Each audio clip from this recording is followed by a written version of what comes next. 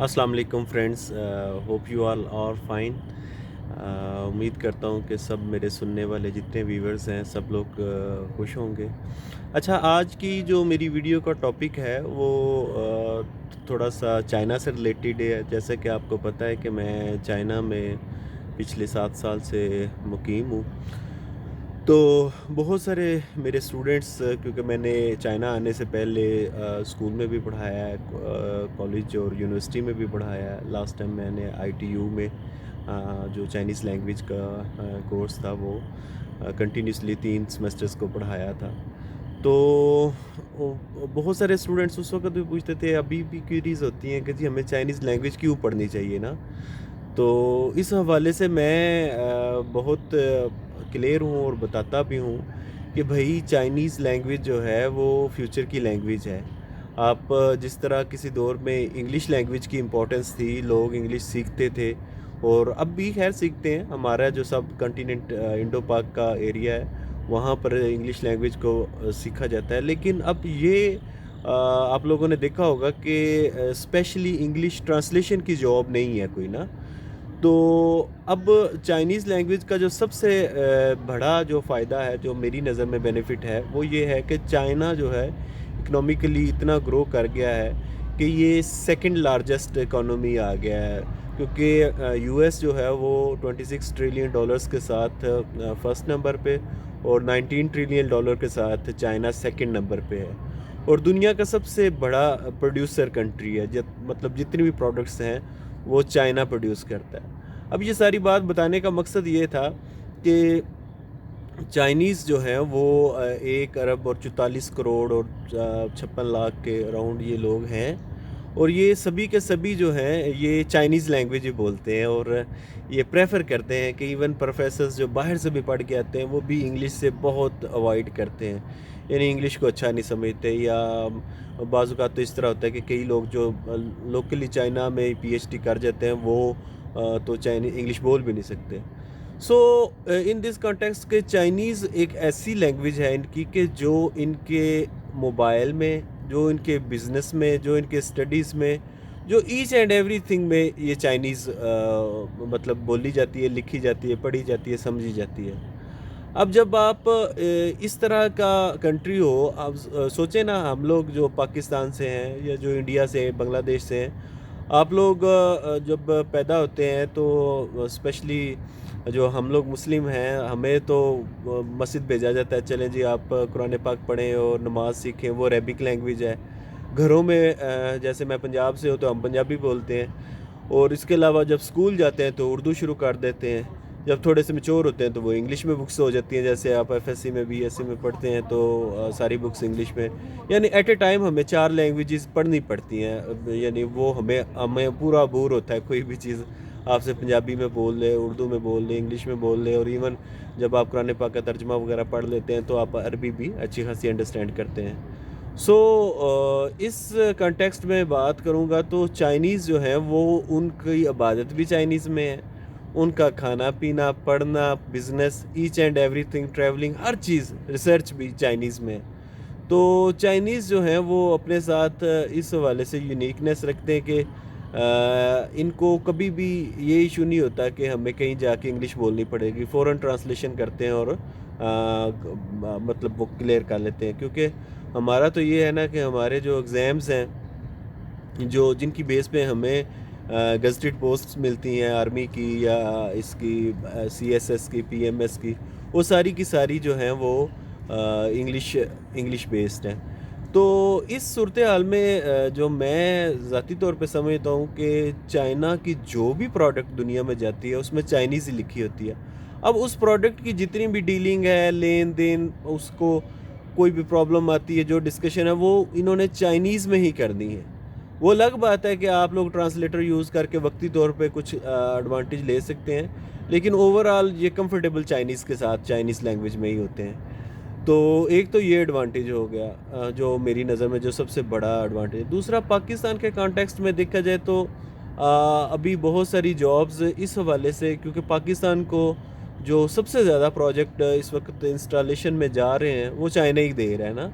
वो कोल के हो जाएं, वो मशीनरी के हो जाएं, वो کوئی بھی ٹیکنالوجی ٹرانسفر کے ہو، ڈیمز کے ہو جائیں، وہ سارے مینلی چائنا ہی کنٹریبیوٹ کرتا ہے. ایون میں بائی روڈ آیا ہوں چاہے ادھر سے سست بارڈر کی سائڈ سے، تو رستے میں جو ٹنلز تھیں وہ ساری کی ساری چائنا نے بنا کے دی ہیں، کیونکہ اس طرح کی ٹنلز میں نے تو چائنا میں دیکھی تھی، لیکن اس بار آتے ہوئے میں نے کافی ساری ٹنلز دیکھی، تو مجھے بتایا گیا کہ یہ ساری چائنا نے چائنیز انجینئرس نے بنائی ہیں. سو ڈیولپمنٹ کا جتنا کام ہے پاکستان میں اور باقی بھی دنیا میں، کیونکہ بیلٹ اینڈ روڈ کے انیشیٹو پہ چائنا میں 60 کنٹریز کے ساتھ کولیبریٹ کیا ہے، تو وہاں پہ بھی چائنا ڈیولپ کر رہا ہے. تو اس حوالے سے سبھی کنٹریز جو چائنا کے ساتھ کسی بھی کانٹیکسٹ میں ملنا چاہتے ہیں، جوائن کرتے ہیں، وہ چائنیز لینگویج سیکھتے ہیں، اور پھر ان کی نیگوسیشن جو ہے وہ کمفرٹیبل زون میں چلی جاتی ہے. ایک سیکنڈ فائدہ ہو گیا. تھرڈ یہ ہے کہ اسٹڈی جو ہے اس وقت جو ہم لوگ پاکستان، انڈیا، بنگلہ دیش میں رہتے ہیں، ہمیں جو اسٹڈی ہے وہ جو سب سے کمفرٹیبل اور ایزی ایڈمیشنز ہیں وہ چائنا سے مل جاتے ہیں، کیونکہ باقی کنٹریز جو ہیں وہ ان کے کافی ساری ریسٹرکشنز ہیں. سب سے بڑی ریسٹرکشن تو جو میں سمجھتا ہوں ذاتی طور پر وہ آئلس کی ہے، ٹوفل ہے. یہی ایک تو تھوڑا ٹف ہے، اور دوسرا یہ ہے کہ اس کی فی جو ہے 50,000 ہوگی ہے پاکستان میں بھی اب. تو یہ ایک ایسی ہرڈل ہے کہ آج بھی ایک دوست بتا رہا تھا کہ وہ آئلس ٹوفل اس لیے نہیں اس نے دیا، تیاری کی تھی کہ اگر نہ ہوا تو 50,000 اس کے ضائع جائیں گے. تو ابھی تک چائنا نے اس طرح کی کوئی ریسٹرکشن نہیں لگائی، آلدو وہ سوچ رہے ہیں کہ چائنیز لینگویج کی ایک ریسٹرکشن فیوچر میں جلد لگا دیں 1-2 سالوں میں، کہ جو لوگ انیشلی لیول 1، 2 یا 3 کر کے آئیں گے اپنے کنٹری سے، ان کو ہی چائنا میں ایڈمیشن دیا جائے گا. تو ابھی تک تو وہ کچھ نہیں ایسا، لیکن جو لوگ چائنیز لینگویج اپنے کنٹری سے سیکھ لیں گے وہ اس لیے بینیفٹ میں رہیں گے کہ وہ آتے ساتھ یہاں پر ریسرچ ٹولز کے ساتھ مطلب یوز ٹو ہو جائیں گے. وہ بجائے یہ کہ لینگویج پہ فوکس کرنے کے وہ ریسرچ میں فوکس کر دیں گے، یا اپنے جو بھی اسٹڈیز ہیں ان کو کمپلیٹ کرنے کی طرف جائیں گے. اور اس کے علاوہ جی چائنا جو ہے ایک بہت بڑی ٹورسٹ پلیس ہے. جیسے آپ لوگ جانتے ہیں کہ جو کنٹریز ہیں مطلب چائنا کو آپ کہہ لیں کہ سب سے بڑا رشیا ہے، اس کے بعد کینیڈا ہے، اور اس کے بعد امریکہ، اور پھر چائنا 4تھ نمبر پہ، کیونکہ 94 لاکھ کلومیٹر اس کا جو ایریا ہے. تو اب اس حوالے سے یہاں پر بہت ساری ٹورسٹ ڈیسٹینیشنز ہیں، یعنی دیوار چین ہے جو سب سے دنیا کا ایک عجوبہ بھی ہے. اس کے علاوہ پھر بیجنگ، شنگھائی، گوانگچو، ان میں مختلف ڈیسٹینیشنز ہیں. شنگھائی تو اس وقت بہت ساری ایسے شنگھائی پارک ہے. اس کے علاوہ جو وہ گلاس بریجز ہیں وہ بھی دنیا کے سب سے اونچے اور ہائیسٹ یہاں پہ ہی ہیں. تو یہ بہت ساری ٹورسٹ اٹریکشنز ہیں یہاں پر، تو جن کو لوگ دنیا سے دیکھنے کے لیے آتے ہیں. اور ڈیفینیٹلی جب آپ کو لینگویج آتی ہوگی آپ بڑا کمفرٹیبلی سفر کر سکیں گے، آپ ٹکٹس وغیرہ، ہوٹل بکنگ وغیرہ ایزیلی آپ کر سکیں گے کہ آپ لینگویج میں فلوئنٹ ہیں. اور فورتھلی جو ایک انٹرنیشنلی مانا گیا ہے وہ یہ ہے کہ جو لینگویج ہے، اگر آپ کوئی بھی لینگویج سیکنڈ لینگویج سیکھتے ہیں، جب آپ بائی لنگول ہوتے ہیں تو آپ کی مینٹل کیپیبلٹی اس شخص سے زیادہ ہوتی ہے جو سنگل لینگویج بولتا ہے. تو اس حوالے سے اگر آپ مطلب اسٹڈیز میں یا اپنے برین کو واشنگ، یعنی آپ برین کو تیز کرنا چاہتے ہیں، چست ہونا چاہتے ہیں، تو آپ ایک سیکنڈ لینگویج ضرور سیکھیں، کیونکہ آپ کا برین جو ہے ایک ڈیفرنٹ اینگل پہ سوچنا سٹارٹ کر دے گا. تو یہ کچھ پوائنٹس تھے جو میں نے کہا اپنے ویورز، اور جو میرے اسٹوڈنٹس یا دوست ہیں پوچھتے ہیں کہ چائنیز لینگویج کیوں سیکھنی چاہیے، تو میں یہ ان کے گوش گزار کر دوں کہ لینگویج کا یہ امپورٹنس ہے اور آپ لوگ ضرور اسے سیکھیں. میں نے یہاں چائنا میں ایک آن لائن سلسلے کا آغاز کیا ہے. آپ کو میرا واٹس ایپ نمبر اسی ویڈیو کے لاسٹ پہ میں واٹس ایپ نمبر بھی دے دوں گا. آپ لوگ مجھ سے کانٹیکٹ کریں، میں آپ کو بہت فرینڈلی وے میں چائنیز لینگویج سکھاؤں گا.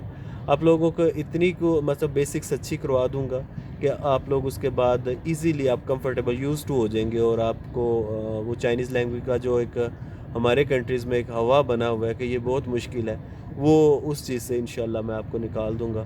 آپ لوگ چائنیز لینگویج بہترین پڑھیں گے.